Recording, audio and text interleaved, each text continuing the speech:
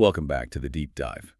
Today we're going into some really complex territory. We're looking at shame, at guilt, and the incredibly elaborate ways we imprison ourselves to deal with the past. We really are. The sources we're analyzing today are, well, they're intensely personal. They get into the heads of these characters in a way that's almost uncomfortable. But also very revealing. We're looking at these deep personal narratives, but they touch on some universal themes, don't they? Accountability, the search for connection. Absolutely. And it all centers on two main figures. First, you have Monika Lundvall. She's a physician, incredibly successful, who's basically built this fortress of professionalism around herself. And then on the complete other end of the spectrum is Maj-Britt, a woman who is, well, she's trapped, physically, psychologically, in almost every conceivable way. And their lives, which seem so different, are connected by this shared history. And a third woman named Vanja. And Vanja's reemergence is really the catalyst that just blows everything up. So I think our mission for this deep dive is to really get under the skin of these characters, to unpack how their attempts to control their own stories, to atone for what they've done.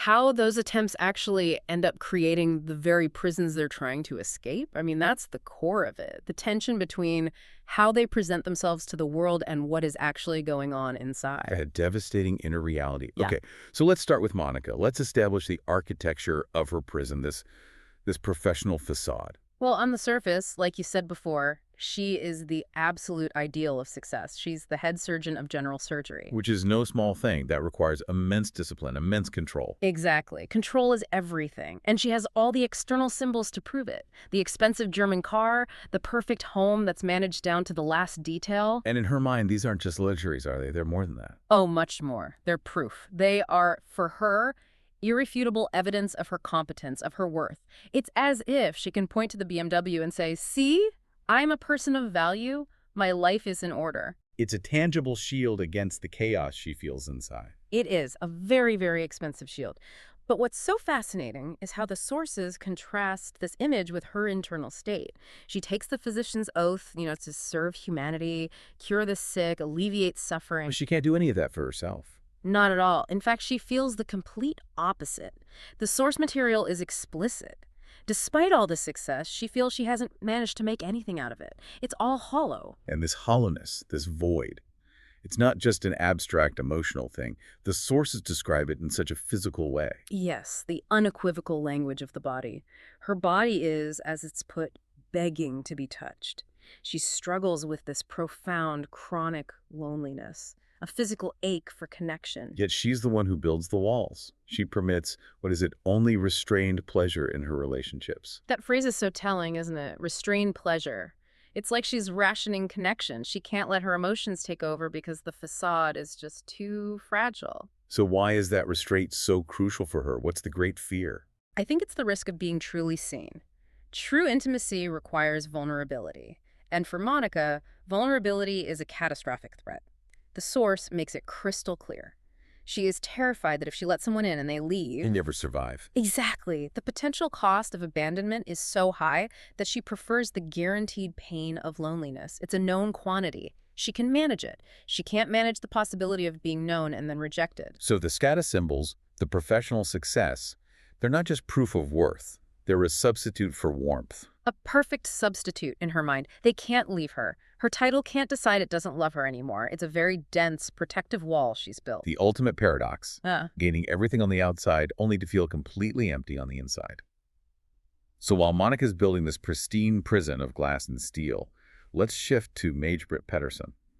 Her entrapment it's so much more visceral. It's absolute. It's a prison of flesh. The source details her life, trapped in her 68-square-meter flat, morbidly obese, unable to easily use her own furniture, unable to get up from her chair without a struggle. The physical failure is just profound. Yeah. And the shame that comes with it must be overwhelming. It is.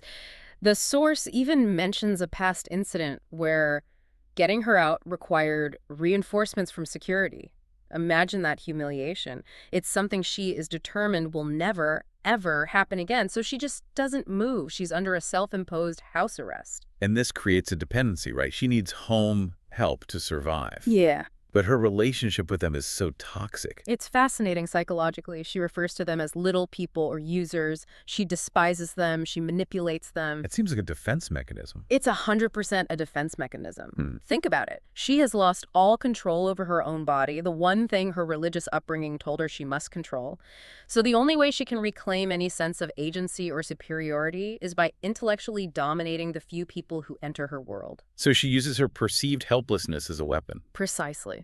She exploits their perception of her as the simple, stupid, fat woman. It's her last bastion of power. In her mind, she's still in control of the interaction, even though she's completely dependent. That self-hatred is so deep, she can't even face her own past. She won't go back to her childhood home, which is literally falling apart. Because she can't bear the thought of the past seeing what she has become. And it's all compounded by her physical symptoms. The chronic back pain, the blood in her urine. It's her body screaming its failure at her every single day. And the roots of this, as you mentioned, go back to her upbringing, to the congregation. Yes. This is crucial to understanding Maj-Britt. Her entire belief system was built on one core tenet. Virtue demands complete control over the body. So if your body fails, then you have failed morally. Spiritually, your physical state is a direct reflection of your inner corruption. Her obesity, her pain, the potential cancer, to her, these aren't just medical issues. They are physical proof that she is inherently sinful. Filthy, as the source puts it. Her physical prison is just the external manifestation of her theological one. Exactly. It's the logical endpoint of that belief system. And into this hermetically sealed world of shame and isolation, a letter arrives, and it shatters everything. It really does. A letter from Vanja, forwarded from her childhood home, addressed not to Maj-Britt, but to Maj-San. Her childhood nickname. And that name is the trigger. Maj-San is the girl she was before the shame fully took root, before the congregation crushed her. The name itself is an assault on the identity she's built. And her reaction is immediate and physical. Oh, instantly. The source describes her cutting a chunk of butter and dipping it in cocoa powder. It's such a specific, visceral detail. It's not a meal. It's self-medication. An immediate, desperate need to soothe the trauma that this letter just ripped open. Vanja's words in the letter are actually quite simple, aren't they? Something about her difficult years growing up. Deceptively simple. But Maj-Britt doesn't see it as sympathy. She sees it as impudence, a blatant assault. Vanja is trespassing on her carefully curated misery. So she panics. Yeah. And lies. Immediately. She starts writing a reply, constructing this whole alternate reality about her content life, her happy family. It's a desperate attempt to shore up the walls, to prove to Vanja and to herself that she escaped her past, that she won. But the stakes get so much higher. The home help, Eleanor, reveals who Vanja actually is. And this is just a bombshell, a contextual horror, as the outline says. Vanja isn't just an old friend in some low-security prison. She is serving a life sentence. For what? For suffocating her own children, for slitting her husband's throat, and then trying to commit suicide by burning the house down around them, an event from about 15 or 16 years ago. That is just staggering. How does Maj-Britt process that? Her immediate conclusion is that Vanja is an evil person. And this is so threatening to Maj-Britt specifically because deep down she believes that she is evil too. Oh, of course. Vanja is the physical manifestation of the kind of monstrousness Maj-Britt has spent her life trying to suppress in herself. Vanja actually did the horrible things that Maj-Britt feels capable of in her darkest moments. Vanja is stirring up the dust, and Maj-Britt's greatest fear is that the world will see her own spiritual filth is just as bad. It's a powerful parallel. Maj-Britt is terrified of her internal spiritual evil, while Monika is haunted by a very real physical tragedy that she's responsible for. Exactly. Which brings us to Monika's defining guilt. The death of her brother, Lars. This is the core of her trauma, isn't it? The foundation for her entire adult life. It is. Lars has been dead for 23 years, and yet he's more present than anyone living. The source describes Monika's eternal assignment of taking her mother to the cemetery. To light the candles? The 110-hour candles, the maximum burn time. It's this weekly ritual of remembrance that keeps the guilt fresh. And the detail that he's been dead longer than he was alive, yet still took up all the room.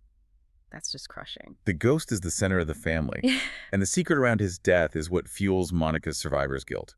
She finally lets it out during this leadership course. Yes, in an exercise that's designed to provoke exactly this kind of confession. It's about connecting a crucial event to 6 universal feelings, and of course for Monika, it's shame. And the truth is, it's just so banal in its origins, a stupid teenage mistake. Devastatingly so. Lars died in a house fire at a party, and Monika's role in it. She was distracted by a boy she liked and forgot to turn off the sauna heater, which she had promised to do. A moment of selfish desire with catastrophic consequences. But it's not just the negligence. It's what she did next. That's the real trauma. Her immediate instinctive act of cowardice. She ran, she got out of the house while Lars and others were trapped upstairs, and then she lied. The official story. The official story. That she was sleeping on the ground floor and knew nothing. A lie that was never questioned, a lie that allowed her to survive physically but destroyed her psychologically. She carries this constant grinding belief that she doesn't have the right to be alive. She thinks Lars, the bravest, should have lived instead of her. It's classic survivor's guilt. Every single achievement since then, becoming a surgeon, the perfect house, it's all an attempt to justify her existence, to prove that her life was worth the trade. And her relationship with her mother just reinforces this constantly. It does. Monika is convinced that her mother's sorrow over losing Lars was always deeper than any joy she felt that Monika survived. So she grows up believing she's fundamentally unlikable, a disappointment, the child who lived when the better one died. So, with all this shame, she desperately seeks connection, some proof that she's worthy of being loved. And then she meets Thomas on a train. And this meeting is described as something almost supernatural for her, an intense magnetic pull, a shared silence that feels like company. It's an authenticity she has never allowed herself to experience before. And Thomas feels it too. He uses that beautiful metaphor of the carrier pigeons, the columbolivia. Right, that they navigate using magnetic fields and always find their way home because they mate for life. He tells her he felt that magnetic field with her. He's offering her this idea of a destined, unbreakable connection. Which is everything she's ever wanted. And everything she's terrified of. The idea profoundly affects her. She wishes she could just be a pigeon with that guaranteed loyalty. But you notice, she ignores the part of his story about the pigeon that lost its legs. She only wants the reward, not the risk or the pain. And so that intensity immediately triggers her flight response. Instantly, Thomas is open, he's eager, he's courageous, and her reaction is pure terror. She thinks if he dumped her, she'd never survive. That core fear of abandonment kicks in, and she does what she always does. She runs. She sabotages it, ignores his calls, his texts. It's the exact same cowardice she showed at the fire, just in an emotional context. She flees connection. And when Thomas, rightly worried and angry, shows up at her door, he nails her. He points out that her name, Monika, is Greek for the lonely one. And she knows it's true. She's so afraid of loss that she chooses a life of guarantees loneliness. And this all comes to a head back at that leadership course. She's just made this very controlled, partial confession about the fire, and then she's forced to listen to Matthias's story. Which is the mirror image of her own. An unbearable mirror image. Matthias tells a story of pure, instinctive heroism. His wife, Pernilla, had a scuba accident inside a shipwreck. He didn't hesitate. He went straight back in for her, risking his own life. His instinct was to save. And what was the outcome? It was complicated. He saved her, but she had a severe spinal injury, years of rehab, financial ruin because of lost insurance. But what Matthias says he feels is gratitude. Gratitude. Yes. Not just that she survived, but gratitude that in a moment of crisis, he proved to himself what kind of person he was. He proved he was a hero. And for Monika listening to this, it's a judgment. It's a tribunal. He ran in, she ran out. His instinct was to save, hers was to save herself. The source says the applause for Matthias rose around her like a wall. She is completely trapped by the comparison, forced to see the moral bankruptcy of the life she's built on her lie. This is the moment that breaks her. It's the catalyst that pushes her towards this radical, desperate need for atonement. Absolutely. And while that's happening with Monika, Vanja's second letter arrives from Maj-Britt, forcing her to confront the absolute root of her trauma. We go back to the congregation, the source of her original sin. Yes. And we see just how deep that conditioning goes. She talks about praying to God to crush her and teach her to obey. She truly believed her own desires were a force of evil that had to be literally stamped out of her. And the initial event that triggered all of this was so childish. The woodshed incident. Just a game of doctor at 10 or 11 years old, playing with Vanja and another boy, Bossy Uman. But when her father catches them, Bossy blames her entirely. And the punishment was Just horrific. It was psychological warfare. She was pulled out of school, put in isolation for weeks, forced prayers, readings about internal poison and vipers' tongues, and then the ultimate humiliation. Being forced to sit naked in the pastor's dining room. An act of calculated violation. And the source makes a key point. She realized the pastor's wife was doing it out of a sense of duty. It wasn't personal cruelty. It was cold, theological procedure designed to break her spirit, to purify her through shame. And it worked.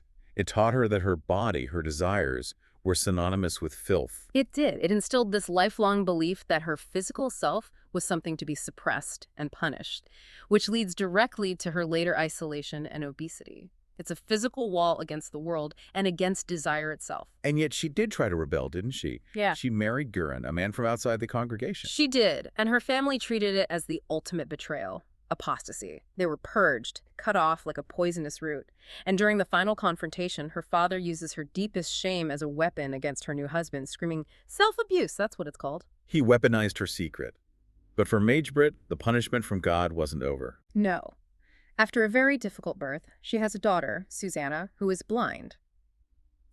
Maj-Britt sinks into postpartum depression and religious delusion, seeing the baby as palpable proof of her sin. She believes her daughter is being punished for her own past. A devastating projection of her guilt, and this sense of injustice, this rage that her child is bearing the punishment she deserves, leads to her own great failure, one that so tragically echoes Monika's. The fall. Yes. In a fit of pure rage, she's throwing things, completely losing control, knowing full well her blind toddler is crawling towards the top of the stairs, and she remembers not making it to the hall in time to save her. Another moment of failure to protect a loved one. Monika ran from a fire. Maj-Britt was frozen by rage. Both built their lives trying to hide that failure. And Maj-Britt's self-imposed life sentence was her physical decay, her isolation. It was her penance. Which brings us to the present day in the story, when Dr. Lundvall Monika is the one who examines Maj-Britt and suggests she may have a tumor. Cancer. And Maj-Britt's reaction to this is so telling. She's not shocked or scared. She's validated. Confirmed. Yes. She sees it as her body's last triumph. The body she has hated and punished is finally succeeding in destroying itself. It's the ultimate submission, the purification she has craved her whole life. So facing death, she has this moment of clarity. She realizes her life has been totally meaningless. Because it's all been about resistance and control, not about connection or worth. And her only fear now is that she'll die before she can balance the scales. There's too much undone. This need to balance the scales is what drives both women. Monika's response to Matthias's story is to take immediate, radical action. She abandons all her control and goes for financial atonement. But it's a kind of controlled self-destruction. She liquidates all her assets, her Asia fund, her savings. It comes to over 450,000 kroner. Then she takes out a huge unsecured loan. And she lies to the bank to get it. A crucial lie. She says she has one child to support, referring to Daniela, Matthias's daughter. She's retroactively inserting herself into their family, creating a moral obligation for herself to fulfill. But then she crosses a line, from self-sacrifice into crime. A huge line. She embezzles money from her clinic's donation fund for injured children and deposits it into the account of Save the Children. In her mind, it's this grand, symbolic gesture of charity. In reality, it's aggravated embezzlement. But it works on a practical level. She gets the money to Pernilla, who pays off this predatory loan with a 32% interest rate. She saves the family's home. She does. She traded her professional integrity for material atonement. And just as she does this, Maj-Britt, who is near death, makes her final move. She figures out that the doctor who examined her is the same person helping her neighbor, Pernilla. Yes, and her religious programming kicks in. Sin must be confessed. Atonement must be forced. So she decides to blackmail Monika. Monika, who is heavily drugged on Zopax at this point, is forced to go to Maj-Britt's apartment. And Maj-Britt delivers this very precise, almost clinical ultimatum. 3 choices. What are they? Option 1, moral purity. Go to Pernilla and voluntarily confess the whole truth about Matthias's death. Option 2, the threat. Wait a week, and a letter explaining everything will be sent to Pernilla. And option 3. Financial atonement. Deposit 1 million kroner into the account of Save the Children and show the receipt. That's incredibly specific. The exact sum, the same charity Monika already used. And that's what appeals to Monika's fractured logic. It makes a bizarre kind of sense to her. It aligns with the crime she's already committed. She can just borrow more from the clinic's account. It's her preferred method. Controlled, symbolic, and anonymous self-destruction. But this is the final act. She's overmedicated, she collapses, the bank flags the withdrawal. And it all comes crashing down. The clinic head is called. Monika is discovered. And they even offer her a way out. Just explain what happened and they won't file a police report. But she chooses silence. Yeah. After a lifetime of lies and maintaining the official story, she just stops talking. Why? I think it's exhaustion. She's been running for 23 years. Silence is a form of surrender. It's her finally letting go of the controls, so she's sentenced for aggravated embezzlement, and she loses everything. The career, the status, the BMW, the whole fortress. And the source says she realizes it was all so easily shattered, leaving just emptiness. But in that emptiness, she finds freedom. For the first time, she has nothing left to protect. The real prison walls finally free her from the psychological ones she built herself. And then the story comes full circle in the most unbelievable way. In prison, she meets another inmate. An older woman who comes up to her during outdoor time and says, "My name is Vanja, by the way. She's been there for 16.5 years. The catalyst for Maj-Britt's breakdown is now Monika's cellmate. Not exactly a cellmate, but they're in the same prison. And Vanja provides this incredible philosophical perspective. She talks about the scale of the universe, how little we comprehend. And she says, you and I were prime examples of how little we comprehend. Otherwise, we wouldn't be standing on this side of the fence. Both of them committed these huge destructive acts because they completely misunderstood what they needed to do to atone. Exactly. And then Vanja reveals what happened to Maj-Britt. She mentions she's moving in with an old, sick friend who's recovering from an operation. It's Maj-Britt. So Maj-Britt survived. For a time, and in that time, she found her true atonement. Vanja reveals that Maj-Britt confessed everything to her. The whole story. The woodshed, the shame, the lies, her daughter, everything. She confessed to the person who was there at the very beginning of her shame. The one person who could truly understand. She didn't find absolution through blackmail or punishment, but through honest, radical confession. After that, Maj-Britt dies, submitting to her illness, but now she's at peace, believing God had finally answered her prayers. Wow. So both of them ultimately found their freedom, not through control, but through total loss. Exactly. Monika lost her status and found freedom. Maj-Britt lost her life, but found peace. They had to lose everything they were protecting to finally be free. It takes us all the way back to Thomas's metaphor about the magnetic field. Monika ran from it her whole life. She was terrified of being seen. And it was only when she was stripped of everything, literally behind a prison fence, that an authentic human connection with Vanja, of all people, could finally reach her. The irony is staggering. Her life of success was the real prison. The actual prison gave her the first taste of freedom. And for Maj-Britt, her body was the cage. But accepting her own mortality was what finally opened the door. It forces you to confront a really difficult truth, doesn't it? That the worst prisons are the ones we build for ourselves. We build them out of fear of being seen as imperfect, as cowardly, as sinful. We spend so much energy maintaining our own official story. And you have to wonder, what price are we all paying for that? What would happen if we just stopped running and accepted the consequences of being vulnerable? That's definitely something to think about. It really is. That true atonement isn't about grand gestures. It's just about owning the messiness of our own stories. The truly compelling and, a deeply moving set of sources. Thank you for taking this deep dive with us.